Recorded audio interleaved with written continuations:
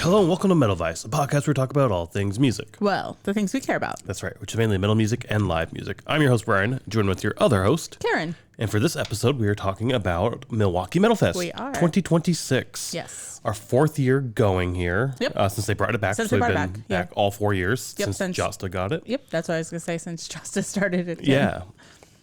Yeah. So we've made it all 4 years to this. We've only gone to the pre-party the last 3 years. We missed the first year for the pre-party. Yeah. So we'll talk about that. Yeah, we have a whole episode on that. So we've done one of these episodes every year for that. Yep. Before we dive into that, though, some housekeeping stuff. First off, you can always reach out to us through our email, which is metalvice1@gmail.com. It's also the same for Instagram. We are metalvice1 on Instagram. Yes. As well as if you're listening to this or watching this on YouTube, you can leave a comment on our YouTube page as well, and we'll try to interact through that as well. And finally, at shows, coming up to us and talking to us at shows. Yes, we enjoy that. Yeah, it's a lot of fun. There were a few people that came up and talked to us at Milwaukee Metal Fest, so that was a lot of fun talking with them. And also for housekeeping, we always talk about ticket prices. So let's dive into that real quick before we dive into the show itself. We did do the 3-day tickets for this, which were $235 a ticket. We added a VIP box upgrade, which was like a reserved seat. Yeah. We'll talk a little bit about this. I don't know at what point we'll talk about like the whole reserved seats Probably and the whatnot. end. Yeah. Our thoughts on it and stuff. And the whole different like ticket. There were a lot of ticket options you could pick from, and it's very confusing. So like when we talk about at the end things that could be improved, I think this is one area for me that could be improved is sort of the Same. The understanding of what tickets get you where and access to all that. But in any case, we did buy a reserved box this year for the first time ever. That was $1,086.75 with $14.04 in fees.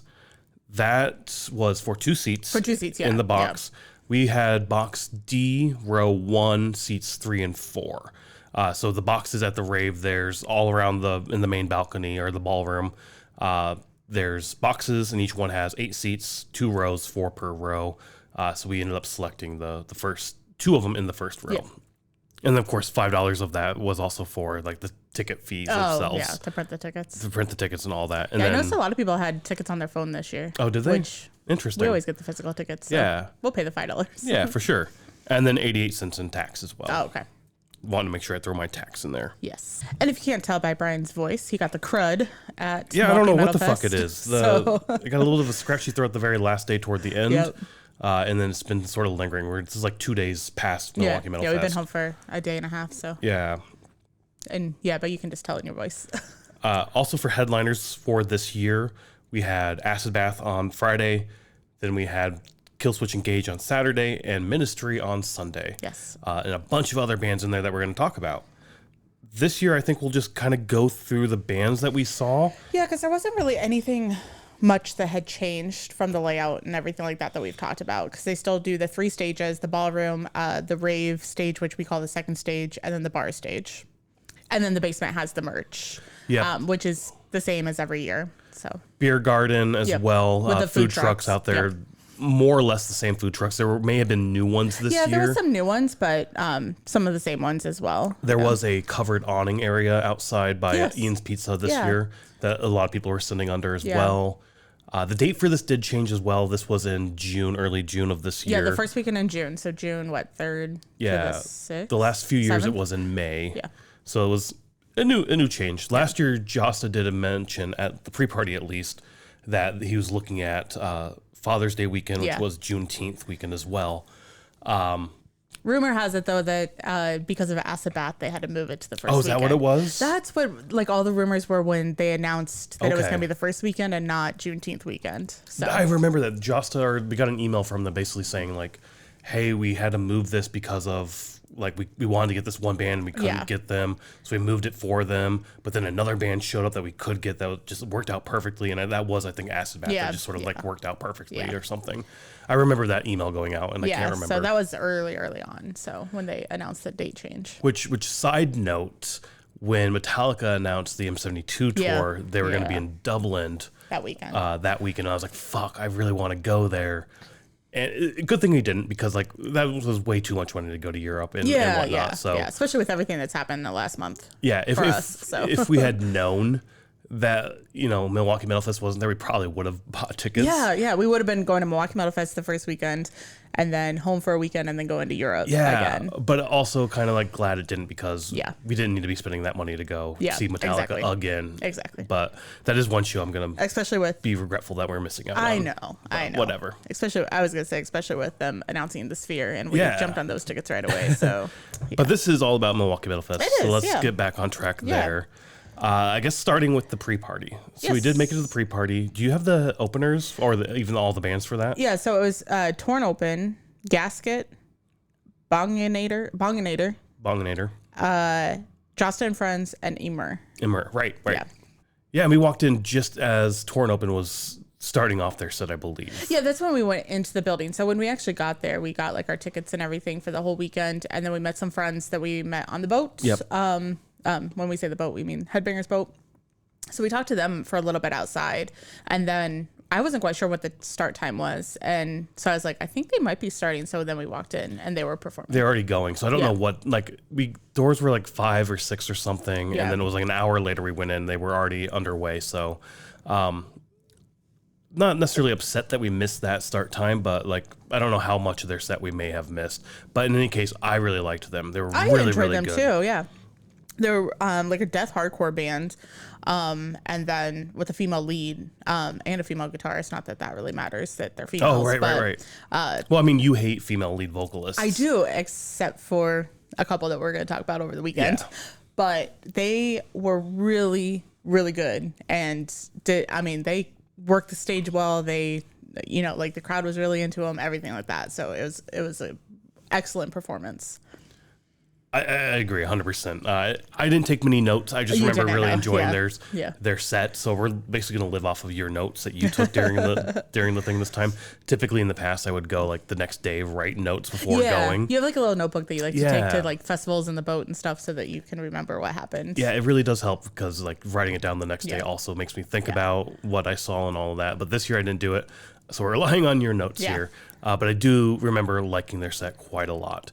And sort of like foreshadowing, I liked all the sets for the pre-party. Oh, really? For their openers or for the pre-parties? For the pre-party. Yeah. The pre-party, this is probably my favorite pre-party they've done so far. I would agree. That we've been to. Yeah.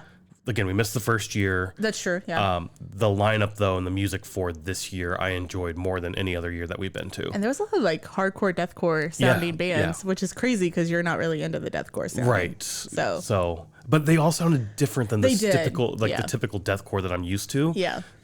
It was a new, fresh take on the deathcore that I'm not super familiar with. So Yeah. I think that's part of the reason I liked it. Outside of Bonginator and Justin Friends, not quite deathcore there. Oh, that's true. Bonginator wasn't. Yeah. They were like kind of funky. I don't Yeah. know. I don't know how to explain them. Who was next then? So then we had Gasket, Yes. which was the metal hardcore band. And when I say metalcore, I mean like metalcore, not like, oh, I'm gonna sing all blah blah blah. Oh, so you're. Yeah. Yeah, I forgot that you try to separate them that way. Yeah. It's the harder metalcore, Yeah, not yes. the emo-y metalcore. Yeah. So I enjoyed them a lot from an instrumental standpoint. For the vocals, it's very much knock loose vocals, which is like that high pitched vocals, and that I don't enjoy as much. But the instrumentals, perfect, spot on. Okay. Loved it. They worked the stage very, very well as well. Again, I don't remember any of this. I do remember, again, liking all the sets. So, okay, cool. I think I looked the next day to add these to our playlist on Spotify, and they hadn't had their set list announced Okay. yet. They might not have them, unfortunately. Yeah, maybe but not. I need to take mental notes to go back and actually listen to their stuff again. So, I don't know where all these bands are from. Well, except for Bonginator, I believe is from Massachusetts, and that's just from their Instagram name is like Bonginator, Massachusetts yeah, or something. PA. Massachusetts. not Oh, PA. yeah. My bad. MA. Yeah. But I think that they're just smaller bands that were touring, except for Emer, obviously. But Which we talked about that a little bit too. That it seemed like, wasn't Bonginator on the Immer tour? no, not that I saw. Gasket was. It was Bonginator and Torn Open are doing another show together. Gotcha. Not that they Okay. were on tour together, but Gotcha. they were. They're doing a another couple shows shows. together Yeah. around this time. Yeah. Okay. Then we get to Bonginator, which they're just like funky. I don't even know how to explain them. Honestly, I expected more. I do remember this. I expected more kind of stoner-esque vibes given the name. Yeah. Like we saw Bongzilla a few years ago, and I was like, all right, that fits. Like the style of music, that fits their name. And I expected that here as well. I did not get that from their name. It was a lot harder than I expected. Again, I really enjoyed it. They did use a lot of backing tracks for like intros into their songs. I remember that because they had like the about RoboCop. Oh, right. They had the song about RoboCop, and they had like an intro going for that. I remember that. Yeah. But yeah, I did not expect it to be as hard as it was, which was a little disappointing because I wanted something more stoner-esque. Stoner-esque, yeah, like stoner metal. But I did enjoy their set a lot as well. I stood by the drummer's mom. Oh, right. Because, well, at first we were standing like kind of on stage, right? Like 2 rows back. But the light was just like shining right in my eyes. And you always complain about that. And I'm always like, oh, it's no big deal. Yeah. But it was bugging me. So I just kind of stood off to the side a little bit. And I could tell before she even said anything to me that she was his mom because she was filming him. And she could care less about anybody else on the stage. Like she was a proud mom, only just like filming him. Yeah, kind of like when you're at like a band recital or something, and like you're filming your just child. A proud mom moment. Yeah. Like, look at my boy on stage. Yeah. So, but then she did mention like, oh yeah, that's my son, and I was like, I figured picked up on that. Yeah. But with Bonginator, at least the vocalist and either the guitar or bassist, sorry, I can't remember which one, were there all weekend that I saw. Maybe the whole band the vocalist was as well. I saw him all over the place. Yeah, that's what I said, the vocalist. Yeah. Yeah. But you said him or somebody you couldn't remember. Oh, no. Either the guitarist or the bassist. I just can't remember which one. Okay. But they were there the whole weekend. So. Yeah, there were a few bands. Again, this is one of the great things about Milwaukee Metal Fest that I love is a lot of the bands, not necessarily a lot, but there's a number of bands that will hang out at the venue and go check out other shows, other artists play. Yep. And I fucking love that. It really does bring about like that whole community aspect of metal. Yeah. And we talked about this going to smaller shows with smaller local bands, most notably the Thrash of the Titans show, back when they were a band. Unfortunately, they're not a band anymore, apparently. I don't know what's going on there. Yeah. They've got their own shit going on. Hopefully things work out. In any case, the first time we saw them at Gabe's in Iowa City, like talking with Jerry, and even other shows that we went to, and just hanging out with Jerry, being like, "Oh, this guy is from such and such band. He's a vocalist, or he's a guitarist from such and such band. He's really good. They're okay." Blah blah blah. Like just all these bands coming out to see each other and to support each other is just a really cool thing. And I always assumed that like it's once you got to a certain level, it stopped. But no, like it continues going on. You see it on the boat. And you see it here. Yeah. And the other thing here that you get a lot, well, not a lot, but, well, I guess a lot, is especially on like the bar stage or sometimes either the second stage is like either the headliner will come out and like sing, or Josta will come out and sing with people, or, you know, like it's just like a surprise, like you're performing, these I'm going to come out. one-off performances that you don't always get of like guest, not speakers, but singers and players and whatnot. One thing to note though is, I mean, I guess Shadows Fall wasn't headlining, but Brian was walking around everywhere the first year. Yeah. But a lot of times the headliner bands aren't necessarily walking around. No, yeah. I'm just saying, I'm only saying that because like if you're going to Milwaukee Metal Fest and thinking you're going to meet like people from Ministry or, you know, something like, or Asabath, well, I don't know. Maybe they were walking around. I don't know. I mean, we're not good at seeing members by any means. I am really bad. Yeah. And knowing like, oh, you're in such and such band. Yeah. But, yeah, I get what you're saying. Yeah, but definitely there are bands walking around. So like, especially the bands that play the second stage and the bar stage, they'll be walking around. So for sure. But then I guess anything else for Bonginator you'd have for your notes? No, that's all I have. Okay, you did mention sort of the guest people coming up on stage, and that's exactly what the next band is. Yeah. Basically, Josta and Friends. Josta and Friends, which my typing changed to Basra and Friends. Interesting. Okay. Cool. So Josta and Friends plays some Hatebreed songs, and then they some of his own stuff as well. Well, yeah, because he's got his own like Josta. I just remember the first two Hatebreed songs before he started bringing people out. I can't remember. I don't know his own stuff that well, but I know he plays that quite a bit as well. Yeah, I think we were outside for a little bit before when he started too, so we could have missed some of it. But then he had Devin Shank from Saint-Sous-Sabwag. Yep. Come out. Canton from Havoc, and Trevor Right, from right, Obituary. right. That's why I have wrote down. Not that that was very exciting how I read that. No, it was not at But- all. But those were the guest singers and players that came out And they played helped. like Obituary song, and I think Devin sang and Trevor played guitar, if I remember right. What? No, yeah. Oh, and then they played like a Slayer song. That's how they ended. They definitely played the Yeah. Slayer song. Jossa came out and sang that one. Yeah. I don't know all the songs that they sang. Again, I don't have the set list up. I haven't looked at that in a while.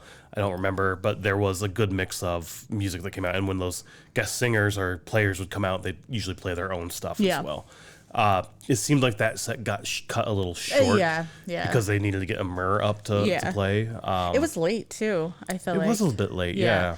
We'll kind of talk about that, but like everything kind of seemed like it was later in the evening. All weekend long, and I think that's just a theme for this year's Milwaukee Metal Fest. Is it definitely seemed or felt later compared to past years, the set times and whatnot. Yeah.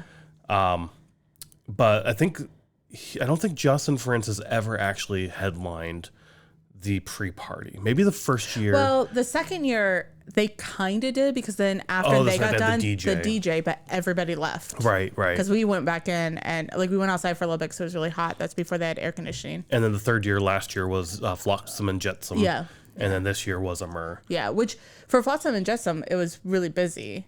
Yeah. But after Jocelyn Friends, it seems like a lot of people left before Emer It did kind of clear out. And again, that could be the later thing, that it felt like it started later. I don't have the set times for The pre-party. But I feel like it was like after 10 when Emer went on. I can't remember. I'll throw that up on the screen for those of you who are watching. Yeah, I can't actually find the set times for that, but it did feel pretty late. But a quick set regardless for Justin Friends. I feel like they only played like 7 songs. Yeah, maybe? I can't remember. It felt like it went by very quickly. Then a Myrrh comes on. We didn't stay for all of a Myrrh. I think it was getting kind of late. Yeah. As well. So I had a meeting the next morning that I had to go to as well. So I wanted to make sure I got up and was somewhat rested for that call. And I worked Thursday, so I had been up since 6 or 7. So I can't remember what time. We were ready for bed for sure. Yeah, we were. But a Myrrh plays, and I liked their music. I thought their music was really, really good. I'm going to go really, really good, but I did enjoy their music. Yeah. It's not my go-to style by any means, but it's more up your alley. And I did enjoy the music they had. I've been wanting to see Emer for a while. Have you? Okay. Yeah, like I'm not familiar. I think I knew one song, but I'm not super familiar with them. I just know of them from the genre that I listen to. I will say, even though I enjoyed their music, I did not like their stage performance. No. And it's the same thing I always bitch about, the lighting.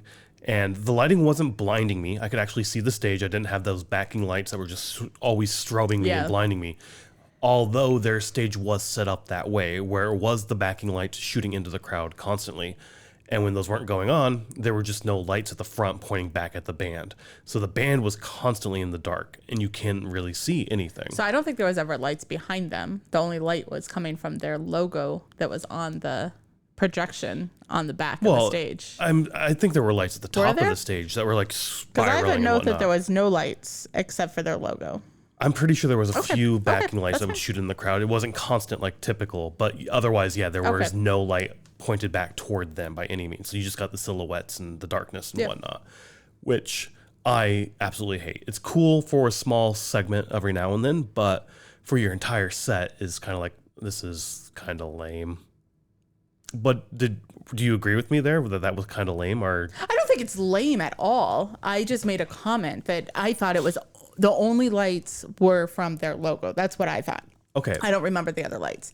So that's the only thing I wrote down was. But I thought when we were walking back to the hotel or something, you're like, that wasn't great. That wasn't good. Because you did not like that aesthetic of just the silhouettes. It's not that I don't like the aesthetic of the silhouettes. That is absolutely fine. I thought that using only your logo light was a little lesser light than what should have been used. That was my comment walking back. I didn't get that vibe from you when you walking back. I thought you were finally agreeing with me that bands that only have the backing light and nothing from the front pointed back at them where you can't see the band, I thought you were finally agreeing with me that you don't like that aesthetic. I don't mind that aesthetic. I do not like the strobe lights like victims had and stuff like that we've talked about in the past. I remember making a comment about this stage setup and saying what I just said, that the logo was the only light. Yeah, I didn't get that vibe. I didn't care for that. All right, well, I guess I was misunderstanding. I hate it. I think it's stupid. It's cool, like I said, for a small moment, but for your entire set, I fucking paid money to see you, not to see a fucking shadow on the stage. So, I don't like that. Brian. No, I mean, it's lame. Like, that's part of the live show is to see the show. I understand and that. when you can't see a show, why the fuck am I here? Why don't I just listen to this music at home? So that's all I'm saying. And sure, it's a little shadow up there moving around a little bit. I hate it. I don't like this new sort of, I don't know if it's new, but it seems to be a lot of bands doing it, especially in this deathcore sort of But if you see, which we've missed Uda every single time because we didn't get to see them in Chicago. They were supposed to be at Milwaukee Metal Fest. They canceled their show there. But if you see a band like Uda, you're fine with it. It's a different aesthetic. Like the music is different as well, so it fits their vibe that they're trying to do of this sort of ghostly image, where this is harder and heavier. So I don't know. I guess that's a good call out. That for Uda, I loved how they did it, and I thought it was great. But to me, like that's part of the performance where the lights are constantly on them, but in such a way that all you see is like these ghostly shadows instead of somebody up there in a fucking sweatpants and a goddamn like hoodie with a baseball cap on that's just sitting there bouncing his head up and down. Is that what he was wearing? I don't know. Like all these deathcore bands that you love, that's like the vibe that they give off, and wears like the fucking track suits with the baseball hats. That's the vibe I get anyway when I see. Okay, I think you're going into old man. I definitely am. I definitely mode am right now because I don't get that. All right. In any case, I liked the music. I thought the music was good. The stage performance I thought was shit, personally. But in any case, like I said, of all the pre-parties, this was definitely my favorite pre-party of the last 3 years that we've seen. The first year, obviously, like I said, we missed. Yeah, I would agree there. I liked this one probably the most, yeah. There weren't as many kids performing on stage this year. I don't know. I mean... They were well into their 20s this time, not teenagers. I guess, but they're still fucking children.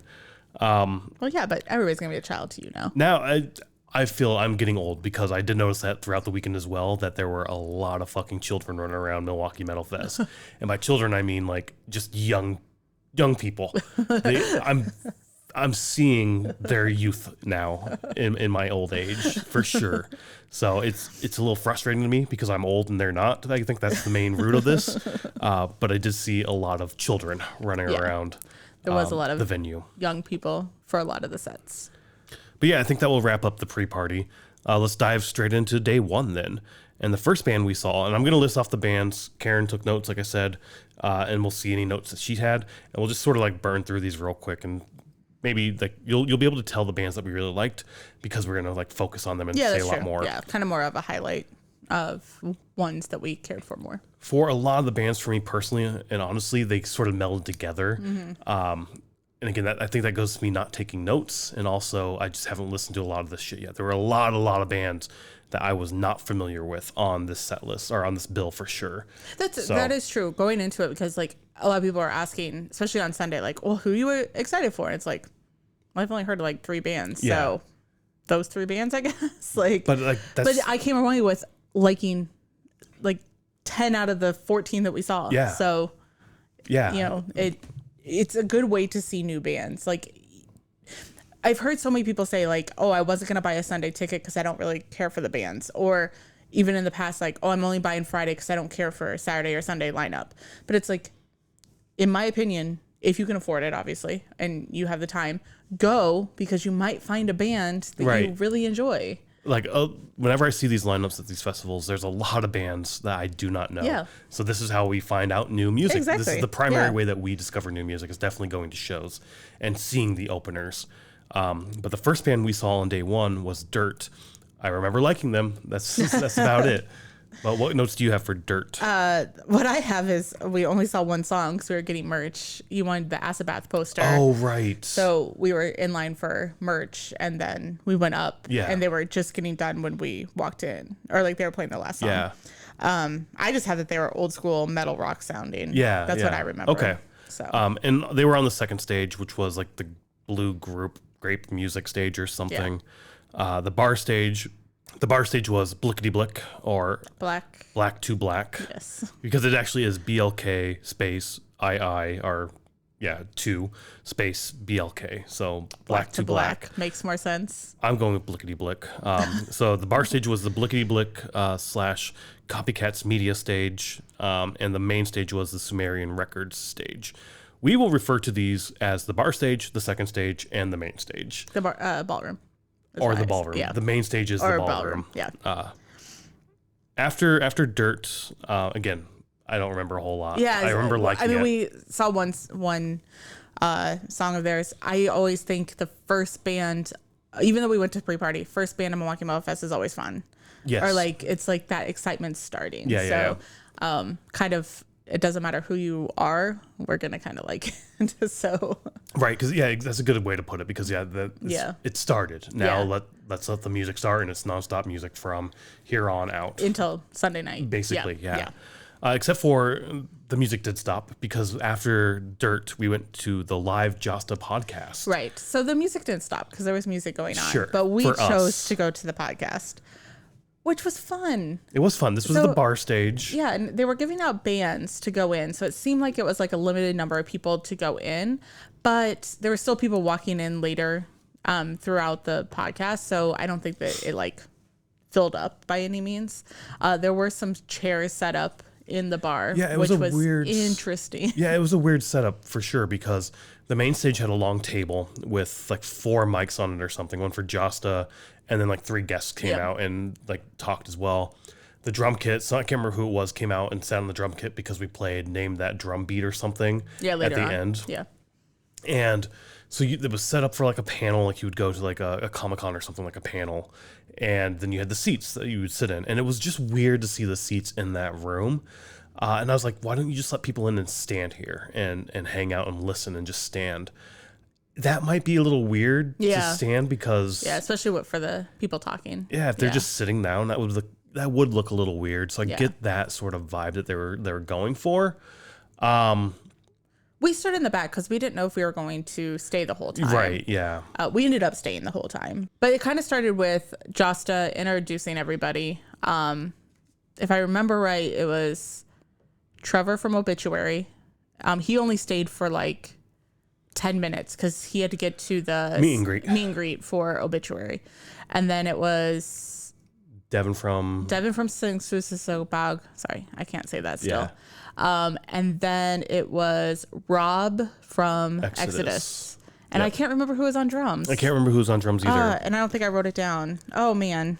But we've been to one of these podcast type things as well, because Josta did it. Because Josta did it the first year on the boat too. Yes, yeah. And Braun was out there, and they were talking, and the games they played were: is this a Harry Potter's spell, or is this a black metal band?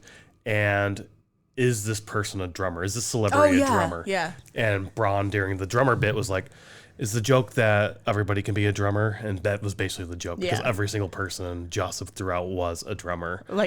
Or played the drums for something. Yeah. Yeah. And so that was kind of cool. And he did the same thing here. I've never actually listened to Josta's podcast. I know. I think watch it. I think he did another podcast a few years ago as well, but it was down in the merch area. He had like a little table set up, I think. Yeah. But this time as well, he was just dicking around with people, having fun. They were telling stories about how Obituary played and had a giant explosion. Yeah, at Milwaukee Metal Fest back in like the late 80s, early 90s or something like that. Yes. He said how to find it. It's on YouTube somewhere. So it's on YouTube, and you just have to put in, I wrote it down, Obituary Explosion Milwaukee, and it'll come up on YouTube. So I haven't watched that yet. I'm really interested. I know we need to. I'm surprised we didn't watch it as soon as we got back to the hotel on Thursday. Yeah. They talked about a few people getting thrown off planes for drunken behavior. Exodus has... did they record this podcast? I don't know if they recorded it or not. Okay. Because Exodus has a really funny story. Yeah, it was really good. Rob told that one, and he's basically like, I was sober. I've been sober for 33 years. I think this was back in like 2006, 2004 or something. I can't remember 2006 sounds about right. That sounds about right. But he's basically like, so everybody else who tells the story, they were fucking plastered. They don't know what actually happened. Yeah. I was the only sober one. So he told his version of the story. There's probably multiple reincantations of this story out there, but fucking hilarious. If you can go find, I'm not going to tell you what the story is, but if you can get to it, it's fucking hilarious. And then the person playing drums told his story, but it was more he was the drunk person who got kicked off the plane. Not it wasn't. He even said he's like, oh well, this is not going to top it. Basically, I got drunk and they had to take me off the plane. So and then we did the drum beat show game. What did you think about that? I didn't know many of the drum beats. I didn't either, except for one and the Iron Maiden song, "Run to the Hills." Is that what it's called? Yeah, I think it was. Yeah. So Metallica 1 and then "Run to the Hills" are the only ones I knew. Yeah, I'm not good with the drum beats. Maybe a guitar riff I would be able to pick up a little more closely. Yeah. There are people who knew all of them. Or were Yeah. shouting out and whatnot. But it was still fun to watch. Basically, contestants would go up there, fans in the audience would go up there, they'd play a beat or something, and they'd give Joss's team a chance to answer, and then they give Rob's team a chance to answer. And whoever answered correctly got like a CD or a tote bag or a poster or some combination of that shit. Yeah. So it was fun. It was fun. But I could have done without that. We could have left probably during that. Yeah, we could have probably. I kind of felt bad because a lot of the people that went up were we were just talking about the kids. A lot of them are younger, and like one kid was like 14 years old, and they were joking that like the song that they played, I can't even remember what it was. Your mom wasn't even born yet. Your mom wasn't born yet when the song came out. Yeah, it was still fun. It really was still fun. Yeah, if they do it again next year, I don't know if I would need to go in or not. It depends on who's playing or like what time of day it is. It was early, so there wasn't.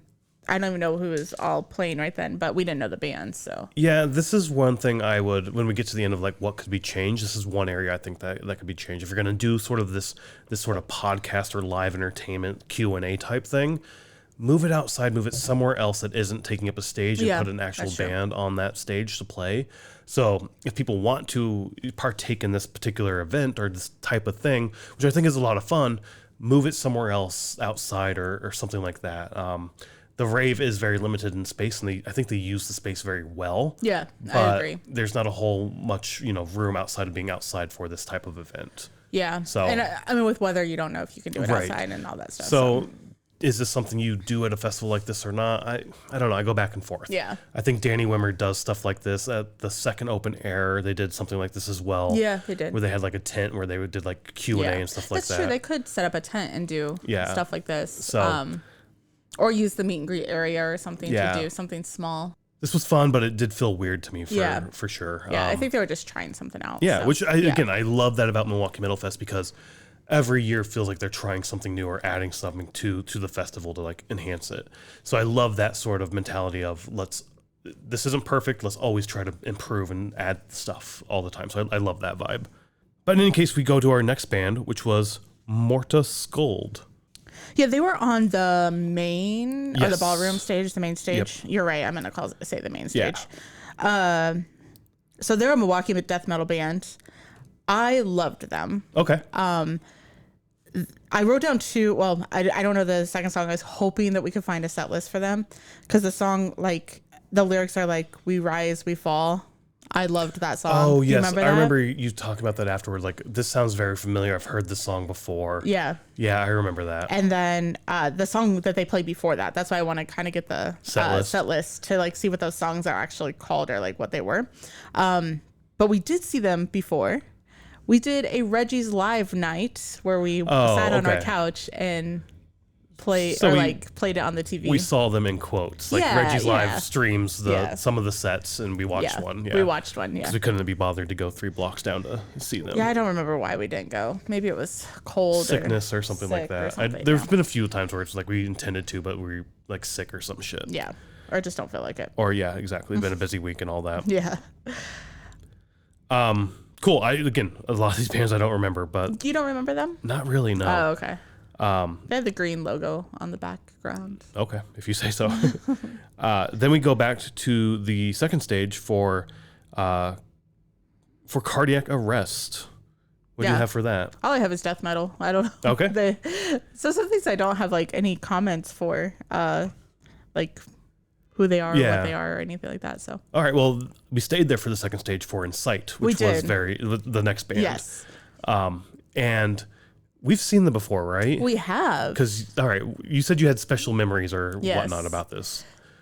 So The last time do you remember the last time we saw them? No, I do not. Okay, so it was at the rave on that stage Okay. with Hatebreed for Summer Slaughter. Oh, okay. Summer Slaughter. Yes. And I made the comment where I was like, they remind me so much of Lamb of God. All right. So when they came out this time, the singer definitely reminded me of like Randy. He had very similar Randy vibes and how he worked the stage. Right. Yeah. Like, and we talked about this when we talked about Summer Slaughter, where we've talked about it with the other bands where it's like, you know, like they must, I don't want to say like look up to somebody, or, you know, like we talked about it with Griffin and Corey Taylor. Yeah, I mean, but that makes sense because that's father son. And also, like, I mean, if you're going to mimic somebody, like if you like a singer and their style and how they sing and how they work a stage, it kind of makes sense that you're going to try to pick up their mannerisms and their and how they work the stage and incorporate that in your own presence. Not necessarily like copying it 100%. No, for sure. But taking it and making it something your own. Yeah, and like thinking about how Insight does it, and we've already talked about this with our Summer Slaughter episode, but it is like there are vibes that are like very much the same, but then there's other times where it's like not. Yeah. I mean, it's not. I mean, it doesn't sound like Lamb of God, that sort of thing, but just you get the vision of Lamb of God. And even like they're from Phoenix, Arizona. And he says Phoenix, goddamn Arizona. Did he say that? Yeah. Okay. Yeah. And I remember that from Summer Slaughter as well. I don't remember like, that. The whole, you know, like that whole thing. I'm like, oh, well, it's kind of like Richmond, motherfucking Virginia, right. You know? So, and I'm not saying like it's like Lamb of God, like he's copying them, like exactly. Using Randy's but like you get vibes from it. Yeah. Right. And I remember really enjoying them during Summer Slaughter, and I enjoyed them here again. I really enjoyed their set. This is one set I remember being like, oh my God, this is really good. And it's a band that I'm like, why did we not start listening to them? Maybe we didn't have their set list or something. I'll have to go back and look to see if we do or not.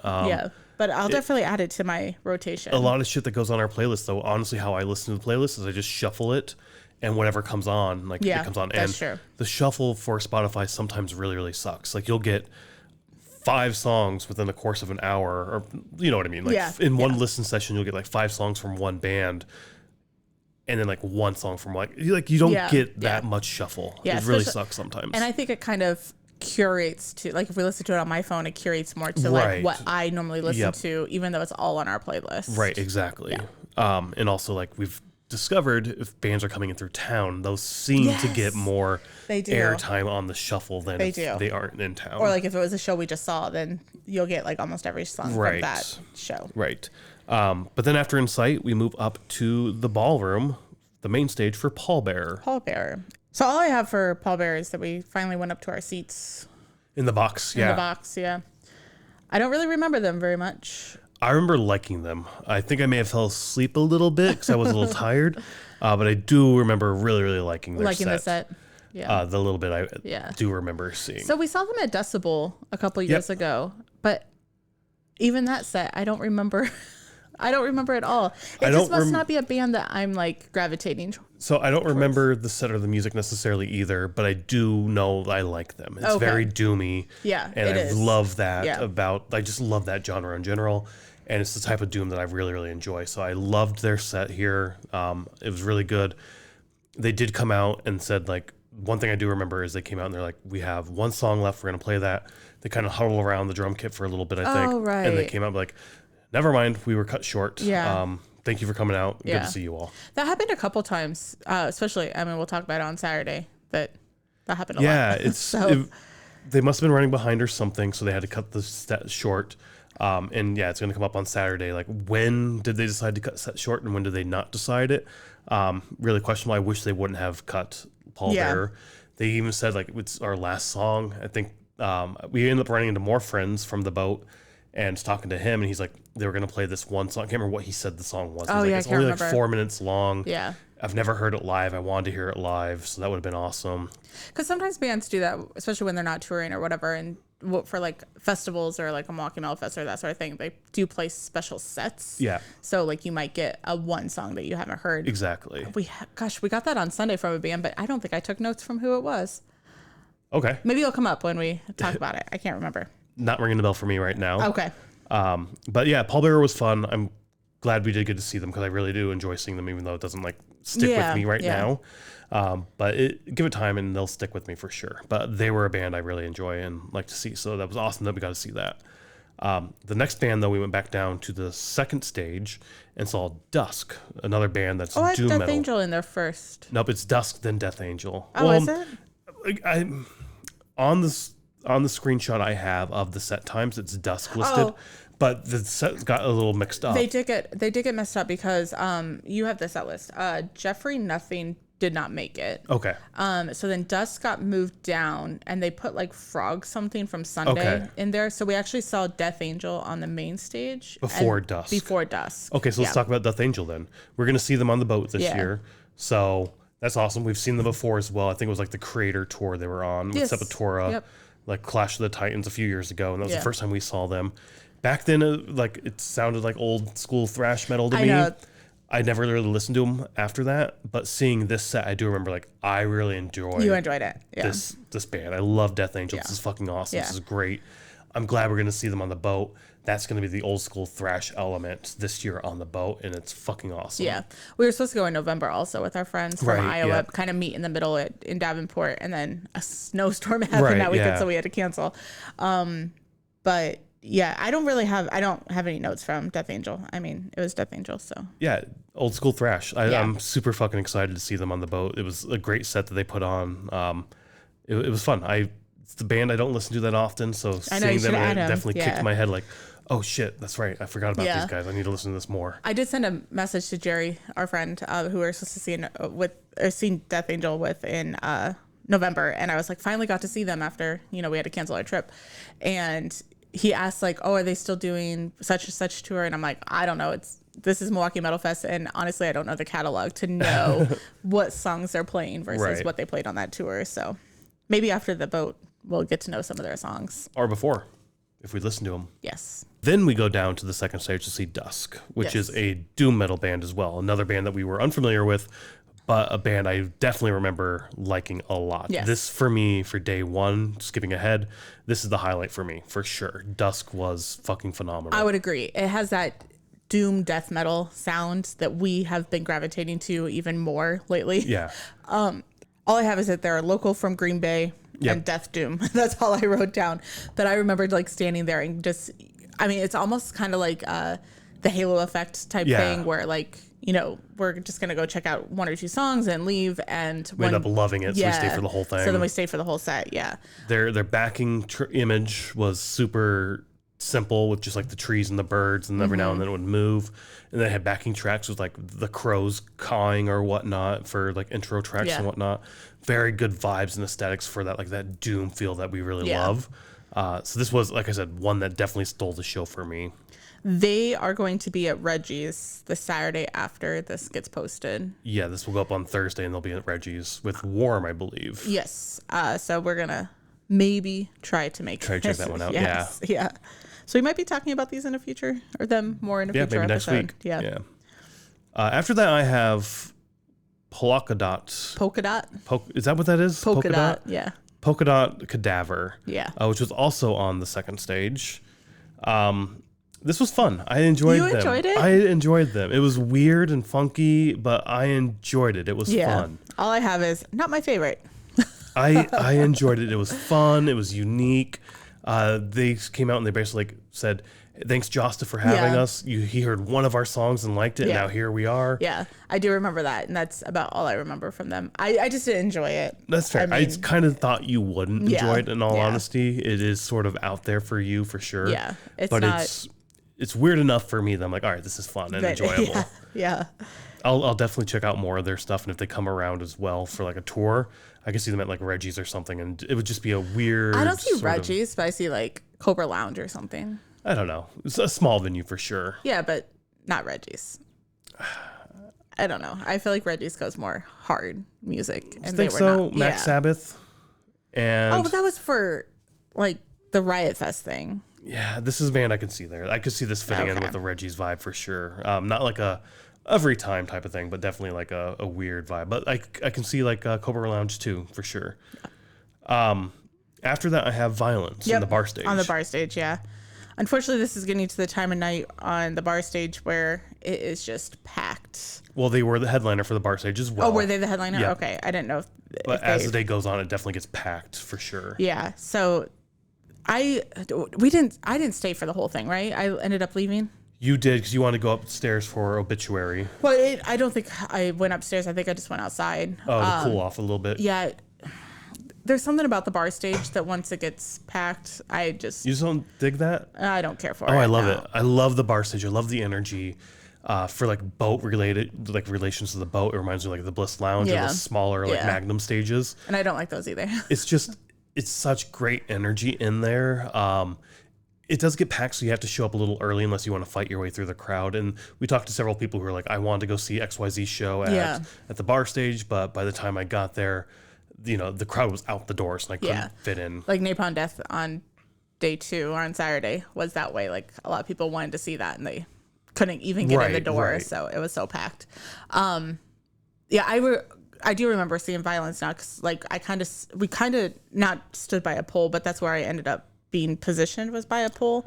And then as like the crowd was opening up and everything, like I got kind of pushed back where I couldn't see the stage because the pole was there. Yeah, that was over on stage right. Yeah. Because in the bar stage, there's definitely those poles holding up like the floor and the ceiling and whatnot. So yeah, we were over by one of those poles on stage right between the bar and that. Yeah. So once I got pushed back a little bit and I was like, looking around or whatever, I just decided to leave and you stayed. There was one moment where Sean, the vocalist, was standing on stage, and this is very early on in their set, where he's like, Josh asked if we wanted to be here, and he's like, you guys don't want to play the ballroom, you don't want to play the main stage. He's like, you guys don't even want to play the second stage. What you guys want to do is you want to play the bar stage, because that's where the fucking idiots are gonna be. And he's like, and I'm looking out here and I see so many fucking idiots out there, and I'm gonna tell you what, this next song is the dumbest, fucking stupidest idiot song you will hear all weekend. Lose your fucking minds. And like, again, that energy in the crowd is just because it's so small and so many people get packed in there, it's such a great energy. And people are getting up on stage and crowd like jumping back into the crowd. I'm not a big fan of that. I'm really not. Like, I've never been a fan of people getting on stage and jumping off. Again, that's just my thing. For certain styles of music, hardcore in particular, I get it. That's the vibe that's your scene. And Violence to me is definitely that thrashy, hardcore sort of side of things. I feel like the first time we saw Violence at Reggie's was the first time I ever saw a crowd stage diver. No, it would have been Poison the Well at was that before? Lounge. Yeah, that was really cold ass fucking day. Yeah, but I didn't know that was before the Violence show. I think that was the first show that year that we saw, and that was our first experience with that as well, of like people just running up on stage and jumping off right away. You were talking about the kids, like children that were there. One of the children was kind of on stage, I think, waiting for him to stop talking and the music going before he jumped, and like Sean just looks over at him and he's like, jump. Like if you're gonna be up here and do it, get the fuck off the stage. Yeah, there was some video, I think from Saturday, maybe it was from the Napalm Death show. The stage was just packed with people getting up on stage and jumping off. For Green Jelly, there were a bunch of fucking people. Maybe it was the Green Jelly. Yeah, maybe that's what the video was from. Maybe both. I don't know. But yeah, it was. I enjoy it. Like, of Sulphur, we were up by the stage, and that was so much fun. But yeah, I'm just not a fan of the bar stage. I like Violence a lot. I know they're not your favorite. They're not your cup of tea. I'm a big fan of Violence, so every time they come through, I want to see them. Yeah. That was a fun set. I didn't stay either for the entire thing. I did go outside, I think, to meet you and cool off if that's where you were. But then we worked our way up to Obituary on the main stage, which I think we hung out in our box again for that set. We did. Just to like relax a little bit and rest the feet. So we'll watch the set from up there. Another great fucking set. Yeah, it's Obituary. I mean, I feel bad saying this, but Obituary just puts on an Obituary set. I mean, it's one of those bands, we see it with Lamb of God, we see it with a lot of other bands, but it's like they kill it every single time that we've seen them. So I don't have a whole lot to say for them either, other than it was a great set for sure. I love seeing them too. No explosions this time. No, though. So no explosions on the stage. Probably planned that way or something. Yeah, it would be so funny if he just had like confetti and was like, oh yeah. But you ended up staying up there, and then I went down to see Nunslaughter. Oh, I did. Yeah. Yeah. Because I do have that. You saw Nunslaughter, but I was like, why did I not go down? But yeah. I think you were just resting up and whatnot. Yeah. I was really tired on Friday. Well, you end up falling asleep during Acid Bath a couple times. No, I was just really tired. Well, while you stayed there, I went down to see Nunslaughter. It was packed. They were on the second stage. That second stage also gets very packed as the night goes on for obvious reasons and whatnot. But Nunslaughter, great fucking just black metal band. I had never heard them before or listened to them. I've known of the name. I think we did like a name that death metal or black metal logo game. They were one of them. Yeah. First time we did it. Listened to them either. They were good. I really liked them. So that was a great set. Then another one that was top of the list for me. Dusk, probably Acid Bath and Nunslaughter are my top 3 for sure of the day. Then probably Pallbearer, Insight, and Death Angel, if I had to say. But then, like I said, that takes us to Acid Bath on the main stage. They were our headliner, quote unquote headliner. The ballroom headliner. Yeah. We listened to or saw Acid Bath last year at Incarceration. They were the headliner. Yeah. I was trying to think of when that was. Yeah, they were like the headliner of the second stage or something, right before it rained, before Slipknot. Yes. Yeah. And I remember loving their set and like, holy shit, this is fucking awesome. And wanting to see, when this was announced, like, holy shit, I want to see that. I feel like they were in New Orleans late last year. I think when we were on the boat. Oh, okay. With Mastodon, them, and I want to say that makes sense with Crowbar Mastodon. Or something. I don't know. Probably Crowbar. I mean, I can't remember who it was. New Orleans, yeah. But that would have been an awesome show. Yeah, them and Mastodon, like that would be a cool vibe. Yeah. I really loved Acid Bath. The set was awesome. They played slower songs. Like we ran into some people in the elevator at our hotel afterwards. And they're like, God, they played a lot more slower songs than I wanted. They could have gone a lot harder. And I don't know their catalog that well. Yeah. But the slower songs, when they brought out like the acoustic guitar, I really dug that. I thought that was really, really cool. The imagery they have on their screen with this sort of warpy, whatever the fuck it's called, just their stage presence and like that screen behind them, how it's a live shot of the singer and the other members and whatnot, but it's got this little distortion to it that looks like the hazy sort of TV vibe and whatnot. Yeah, I was gonna say, it's kind of like when like the old TVs where like if you're trying to like watch it and it wasn't coming in, but colored, not like the gray fuzz, the snowflake or the snowstorm look. Yeah. I loved it. I thought it was so fucking awesome. I do remember falling asleep though. Yes. Multiple, like I would wake up and then I would fall back to sleep. And then the second time I think I fell asleep for like 15 or 20 minutes. And we were just sitting up there in the box, and this would have been a good show to, have some edibles or something to zone out and just sort of enjoy the sound. Right. That would probably would have been a lot of fun. Even quicker. But yeah. That was Acid Bath. Or what do you have? Oh no, I was going to ask, who was technically the last band that played then? Incantation was technically the last band played on the second stage. So this is something new that was done this year with Milwaukee Metal Fest is after the headliner, there was another set on the second stage every night. And the last night it kind of overlapped a lot more than this did. But this was like 5 minutes before Acid Bath got done, this set happened. And again, we'll talk about this at the end with things that we would change. That's something I would change. I did not like that. Yeah. That you had your headliner, in quotes, not actually technically your headliner, because to me, the headliner is the last band of the night. So Incantation being on the second stage sort of had this vibe of it was your main stage, because there were times where the only show or the only band playing was on the second stage. Yeah, that happened a couple times. And it's like, but that should be your main stage. Your main stage should be, this is where it's happening, or main stage and bar stage or something like that. So I wasn't the biggest fan of the second stage being the sort of main stage in some aspects in my mind. Right. I didn't care for this band playing on the second stage to end out the night either. And it was late. It was like 11:50 when they started this night on the first day. Yeah. So this went from like 11:50 to like 12:30 or something. Now, if we were staying at the Ambassador, it'd be a little different. Yeah. But we had like a 1.5 mile walk back to the hotel. So, I mean, if we would have stayed for the whole thing, we wouldn't get back till 2 o'clock. I get that there's some festivals like here, Lala and Riot Fest do it here in Chicago, where they have like the after shows or the late shows. But those are at other venues around the city that you go to. So this was it felt like it was a way to do an after show, but also part of the main festival. Like, I don't I didn't like it. I did not like this vibe. And again, that could just be old man Brian here. I was going to say like, the same thing. Are we just too old for it? And like the stage was full of the kids or the young people. I mean, I get what they're trying to do. Like, it's fun to have like nonstop Yeah. music. The boat is that way. Yeah. 70,000 tons more so than Headbangers, where it's like from 11 in the morning to 4 in the morning. It's just music, music, music, music, which is a cool, unique experience. But at a festival, that doesn't jive with me in my head. Like, that doesn't work. Now, Incarceration, they had bands go on at the campsite. Right. So if you were camping, Right.